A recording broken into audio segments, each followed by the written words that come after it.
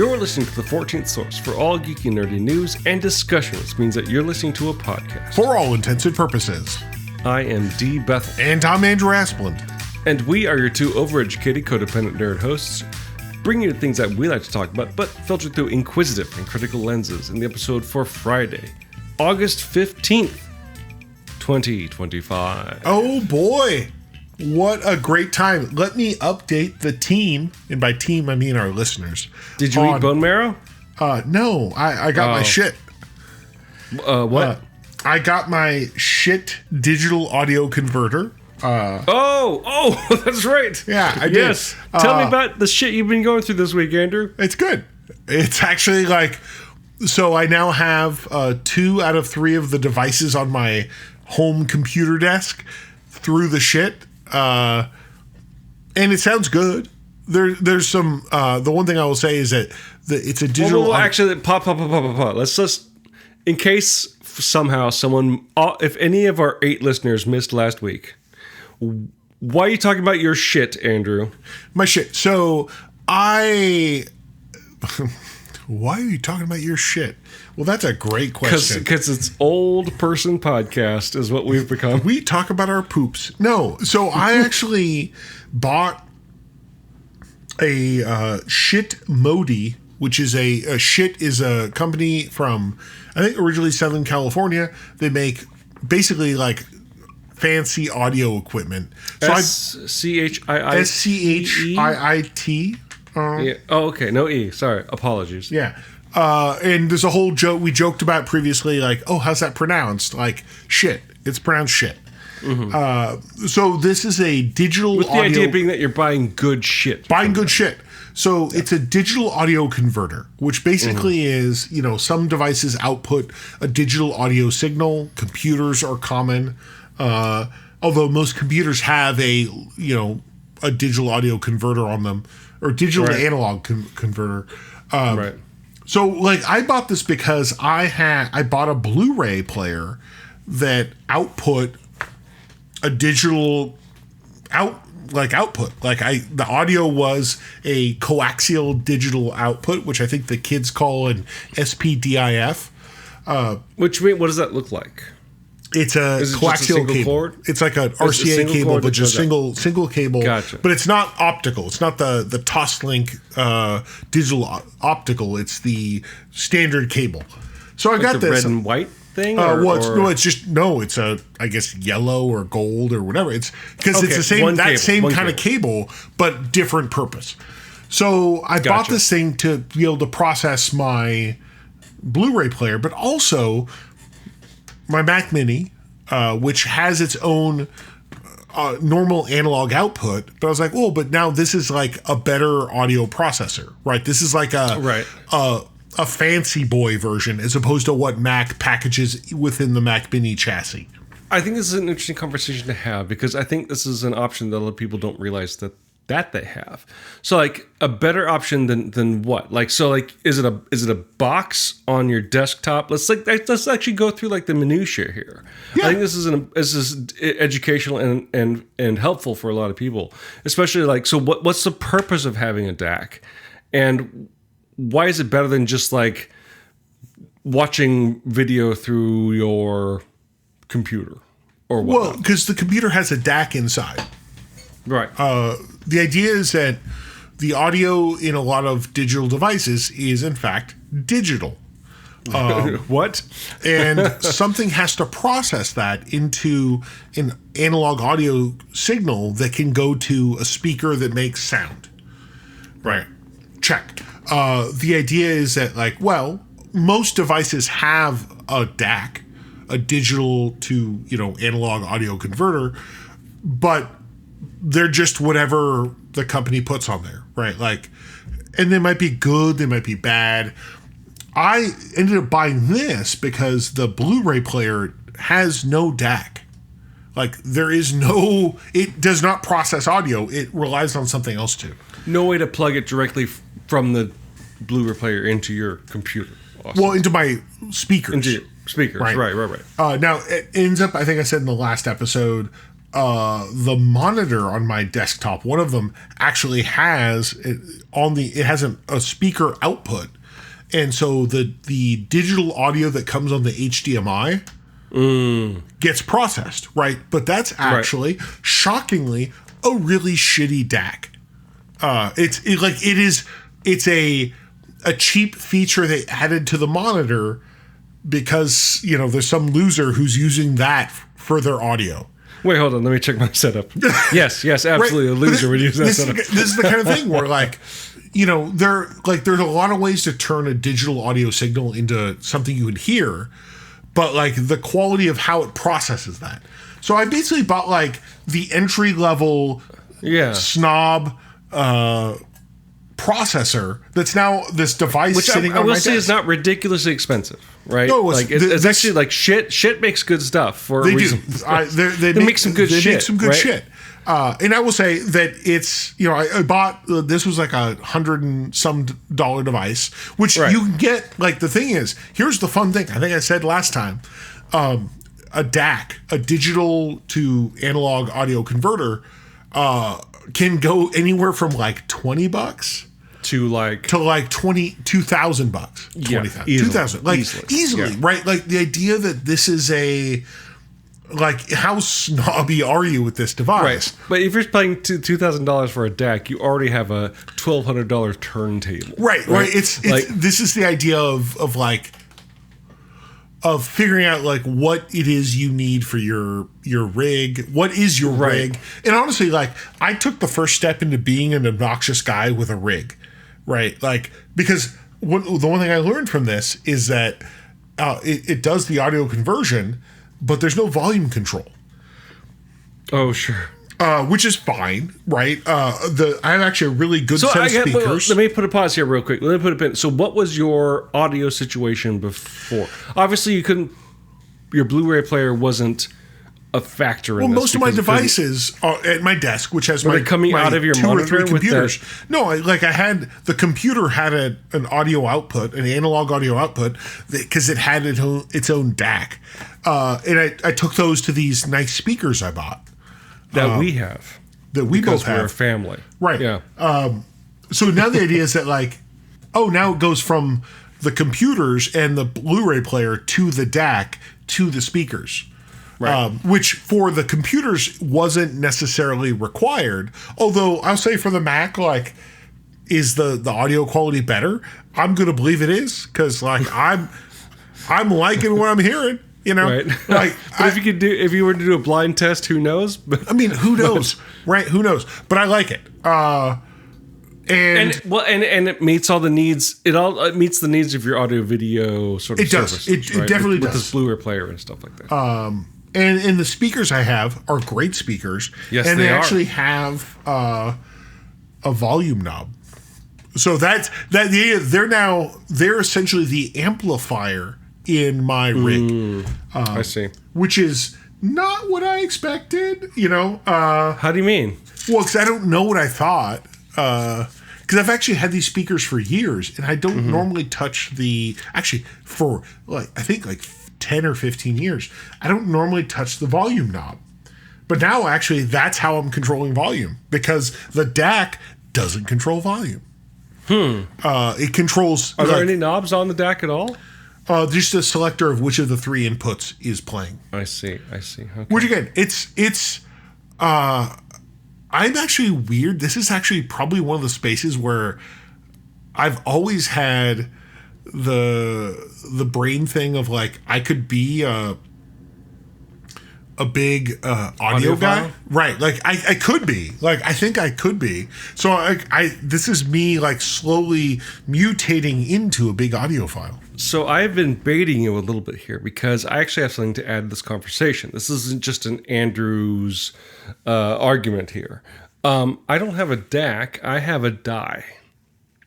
I have a digital audio interface that I'm actually not using right now at all for the podcasting services because I use it for music recording. And so I have a Universal Audio, I believe is the name of the company, a Volt 2, that allows for,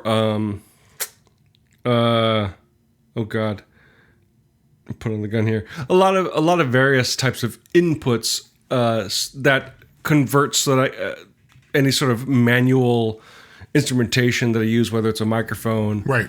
An XLR cable, Which is XLR is the standard microphone cable. yeah.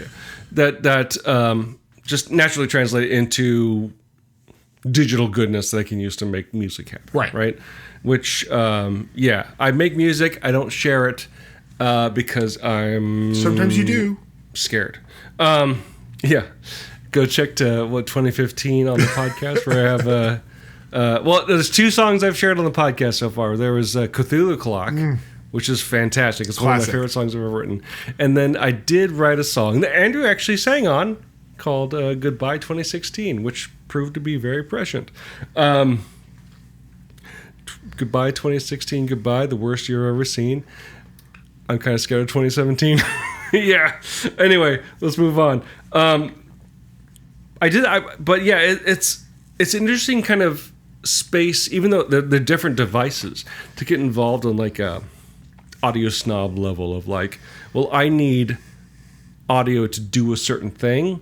Oh, and look at all these new knobs and options I have available to make audio happen on my computer device, right? Well, and so the thing for me is the realization now that I have the DAC, but basically I have one piece of the thing that I thought was like, there's a whole series of devices, right? Mixers, whatever. And like, because actually one of the things now I kind of... You want to get expensive, start looking into mixers, dear listeners. And I'm familiar with mixers, although mostly analog.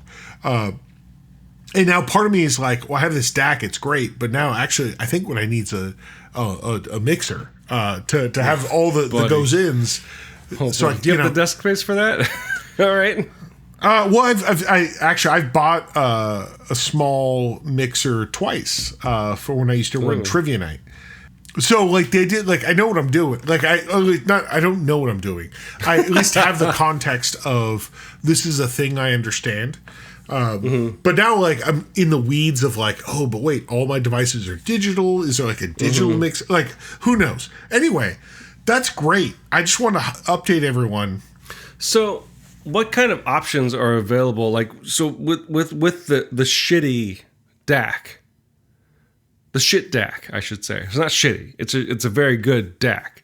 But like, so in terms of like, what kind of, let's just get audiophile about it. Like, it's a box on your desktop. Yes. What do you see when you're looking at it? What do you see on the back of it? How difficult is it to actually sort of integrate into your system? This is not a selling shit audio. Yes. No, we're not. We're like, it's about understanding shit audio. So for me, like the idea, there's a device. It's a little black box. It's, it's very small. And it basically on the front, it just has a little button and an indicator of which of the 3 inputs it's now outputting. Okay. Because it has basically it's a box. It has 3 inputs and the output. The output is RCA stereo.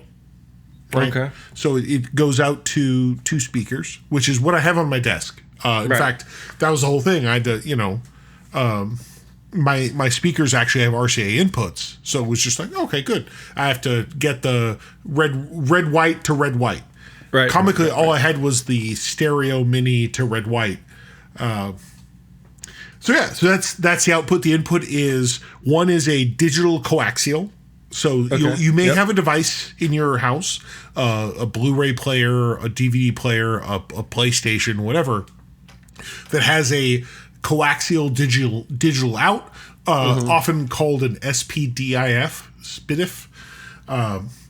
So that's one of the inputs, which is the Blu-ray player.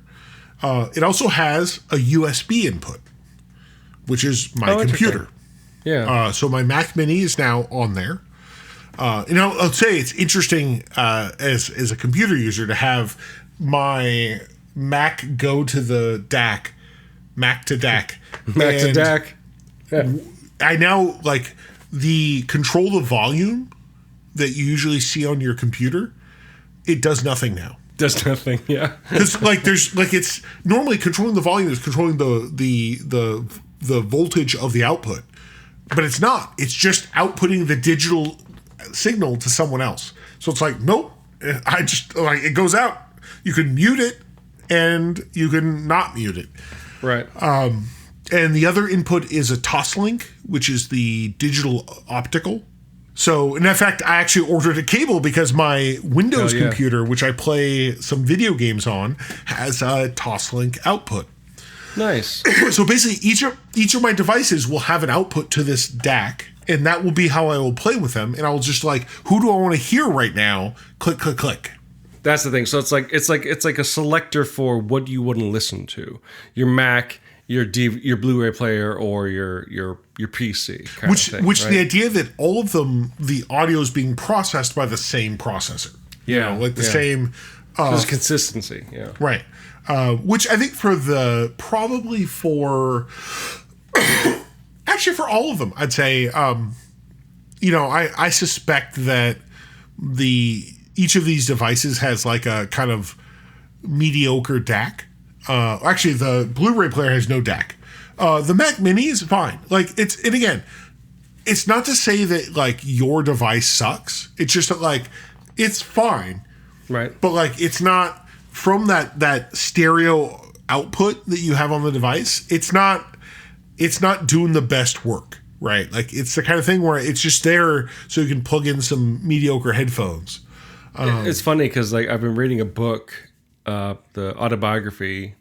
It's not an autobiography. I don't know what you would call it.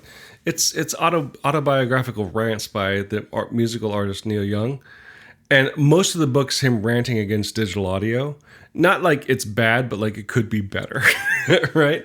And it's kind of plugging in right to what we're talking about here. And like a lot of people just don't know there are options to make your digital audio sound better than just Bluetooth audio to your, to some speakers, right, or just a cord out of your computer to whatever speakers you have. And the idea that like that's not something people would think about, right? No, because most devices are like plug and play, right? That's kind of how they're advertised, which honestly is attractive. That's why I still play console games. Most uses, right? Right. But if you really want to like go into the audio fidelity path, like you suddenly start realizing stuff. Now, I will say to this date, my favorite dipshit audio thing is the vinyl turntable that has a Bluetooth out. Right.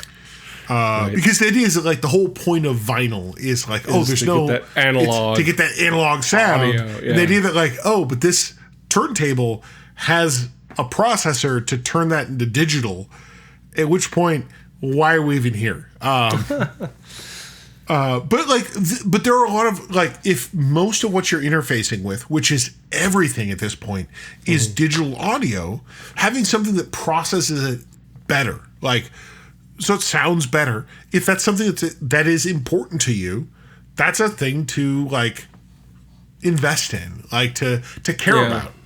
I don't mean to throw you under the bus.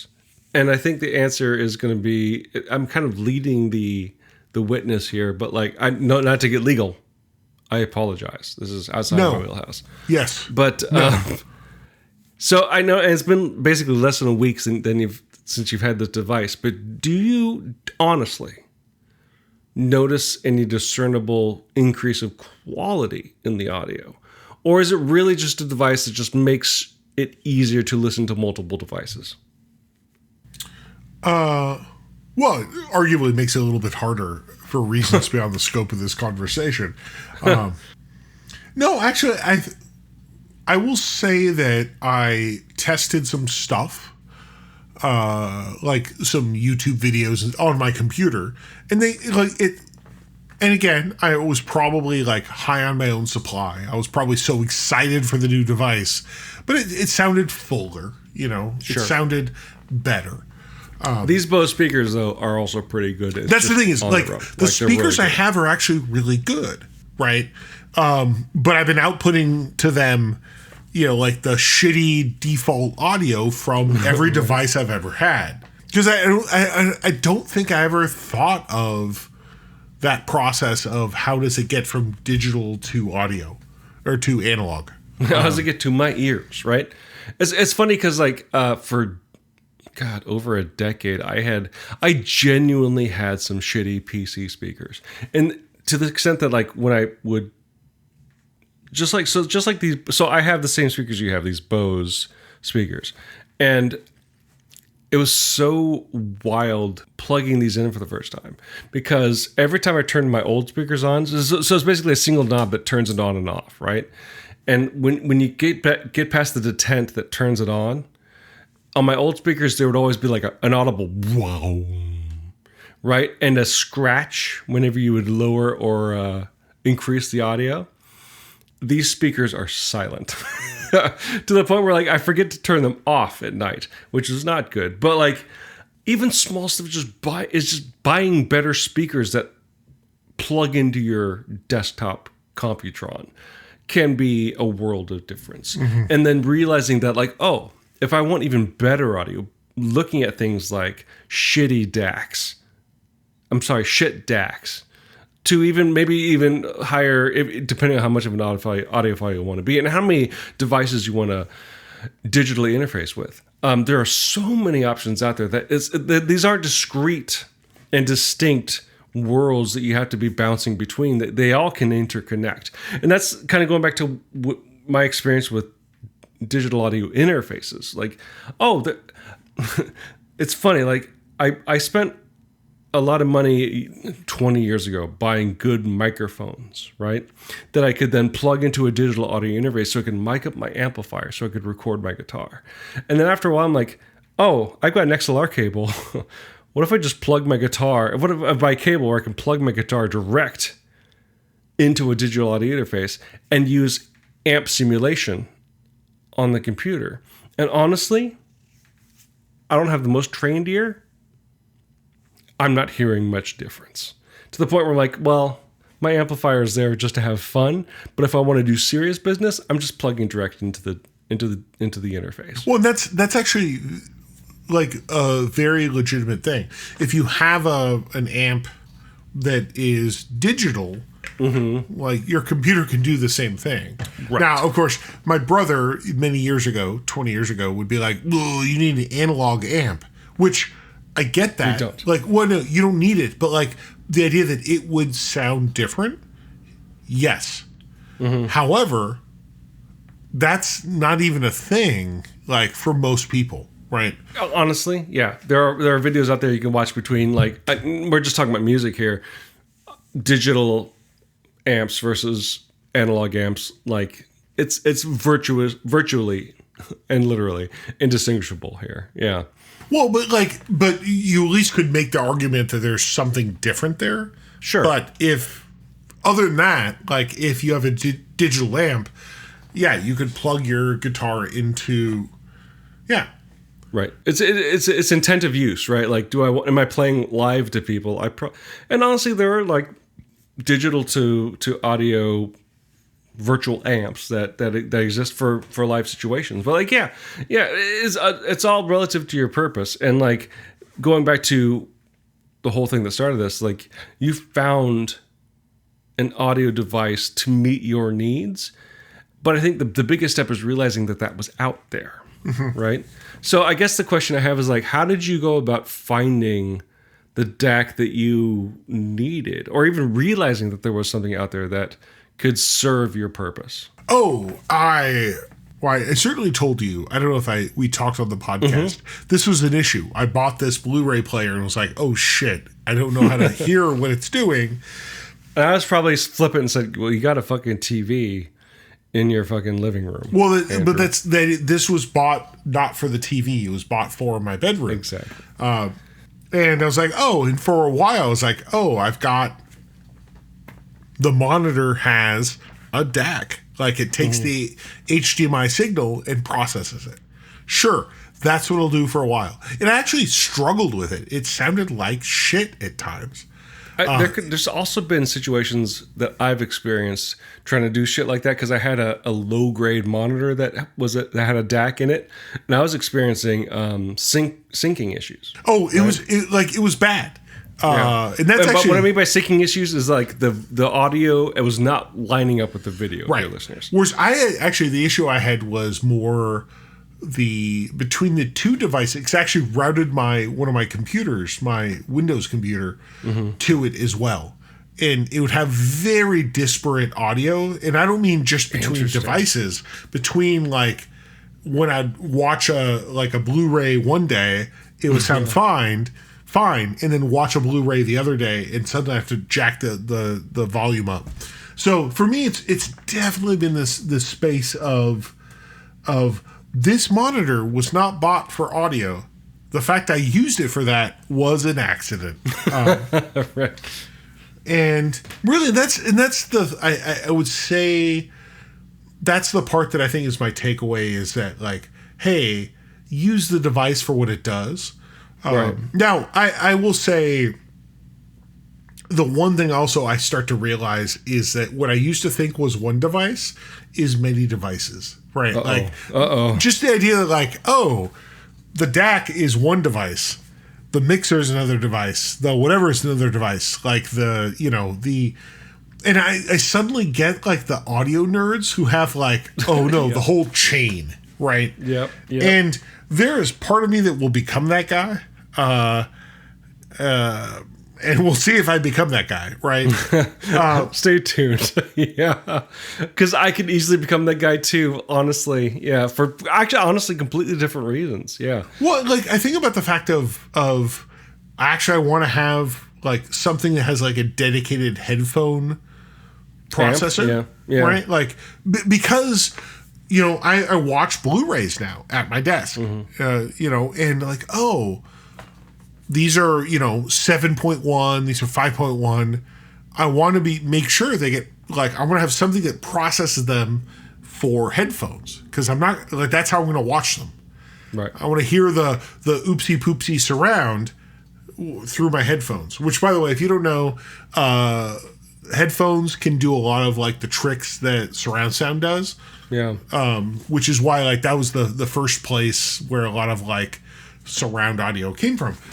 So I want to do that. I want to have that, like, but like, oh, I think I need a device for that. Right. So who knows? Yeah. Well, you have definitely opened Pandora's box here, my friend. And I pray for you, even though I'm not religious. But right. Well, actually, the real thing is I pray for your bank account.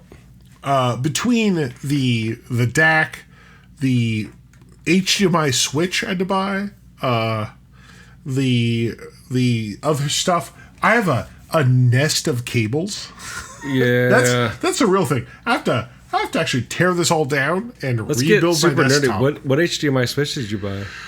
Anker, actually. Okay. Yeah. No. Yep. I used to have a two-way switch from generic offensive Chinese company, and actually it had problems.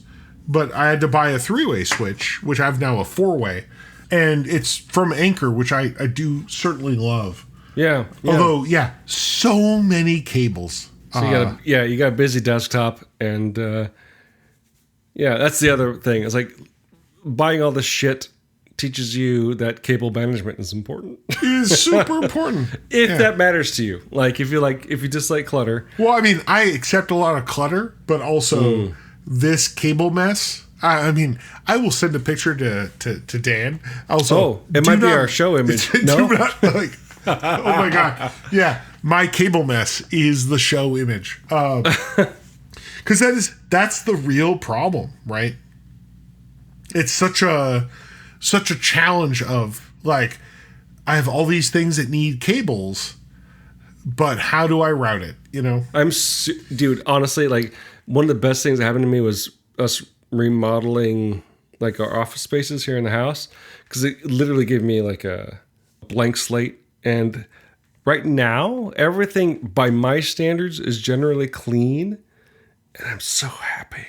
But like, just like you, again, I record a lot of audio. I'm like, I could get this, I could get that, and then like my father's like, well, what do I do with those cables? I'm like, just throw them behind the behind the desk, but no, they're all hanging back there. And like, well, I'm just creating more problems than I'm solving. All right. So we have to get it on recording. I sent you a text. I took a picture. Oh, God, Andrew. Did you make spaghetti for dinner tonight? Right? Like, that's... Holy God. No, but like, that's a good-looking HDMI switch, though, by the way. Actually, it's really great. Jesus Christ, dude. Did Outtakes die in this? I don't even know how to fix it. Because all those You're about to lose your remote control. This became the I feel like these kids. I feel this is like a puzzle in the back of a cereal box. I don't think all these cables line up with something. This is Lovecraftian. But again, that's because what's this random green cable? That's the network. Yeah, yeah. This is incredible. I won't make this a show image unless you give permission, but no, it's fine. It is fantastic. Holy crap! And this is like, there's no way to fix it, right? Like, there's no way. I mean, some zip ties could probably do a little bit of business here, but it's a lot of like back and forth, right? Like a lot of you bought a Sony Blu-ray player, didn't you? I did. Yeah, you did. I could tell by that remote control. Yeah. And it works. So that's when I have a Sony Blu-ray player. And I think maybe you bought the same one. Yeah, and it works great. Yeah. No, but like either way, yes. Hey everyone, if you're wondering what the picture image of this this week's episode is, it's the mess of cables on my desk. It's Andrew's state of mind. And again, this is the problem of while cables are good, they have SADs. I'm not judging you. I'm definitely not. I love you. No, clearly like, from the bottom of my heart. Those are all like they're all plugged into each other. Sure. This is an orgy. This is a digital orgy. That's all you wanted on your desktop. You're like, I don't even know what's on that monitor at the top. That's the some default Mac desktop shit. Okay. It's trees, I think. But yeah, like no, it's horrific. But that's the future. I'm gonna redo it, but I also don't know how to. Buddy, I'll come up there and help. Like this is. No, like, but they're all gonna be. You'll get lost. No, what I'm saying is lose another friend. No, what I'm saying is that it's. You see the Mac Mini on the left, the gray. Like it really is just like into out. Like I guess I could try to buy really short cables. Yeah, that probably is the best solution. And I bought some, but it's Anyway, so there's a little. Okay, but no, we'll talk about it later. I have more questions, but that's not. This is an audio podcast. And again, as a fan, hopefully see the image for the episode. And that's probably why we sound better this week. No, it's not. No, it's not because the microphone's separate. Yes, indeed. I mean, honestly, if we wanted to get picky about digital audio, then we would buy actual XLR microphones. But those are even more expensive. Yep.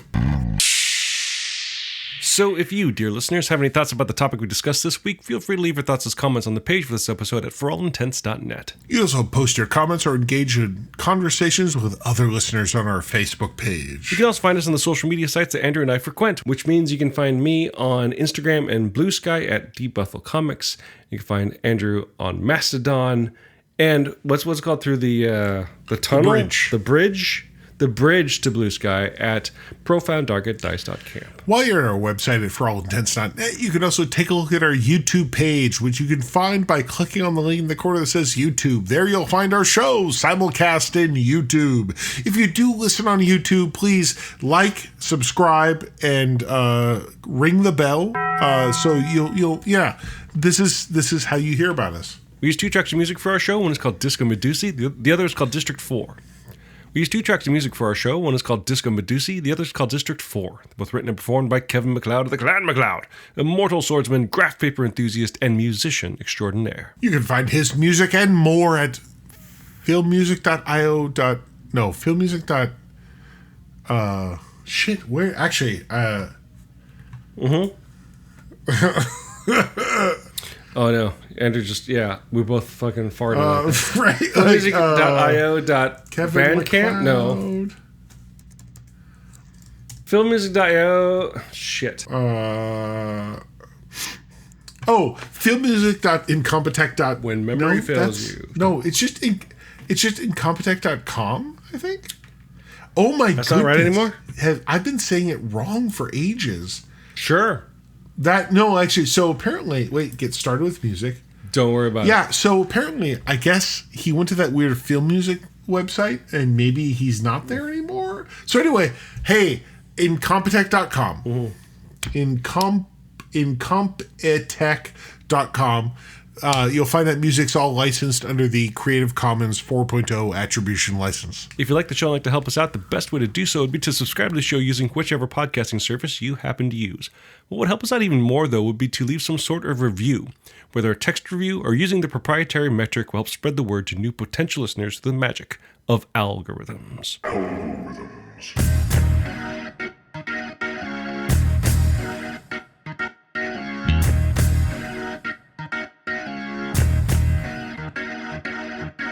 Audio is fun, audio is interesting, and most importantly, audio is expensive.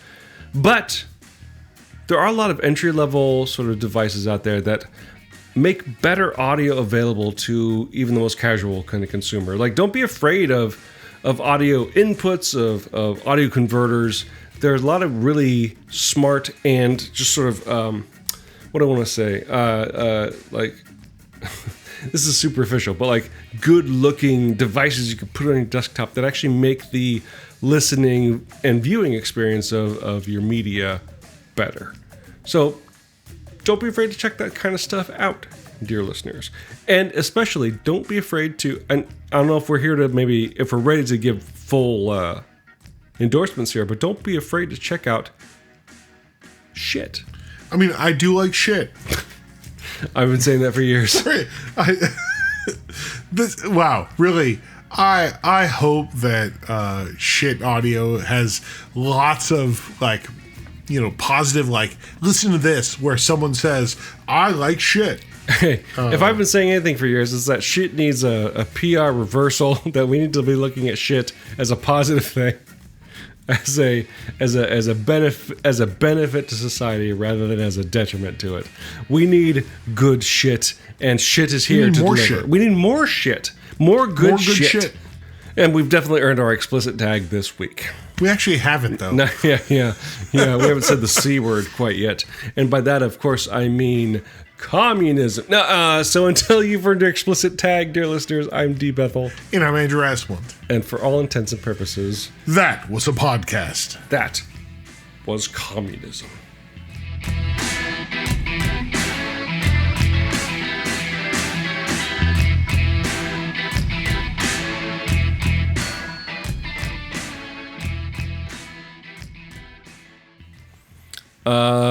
Shit.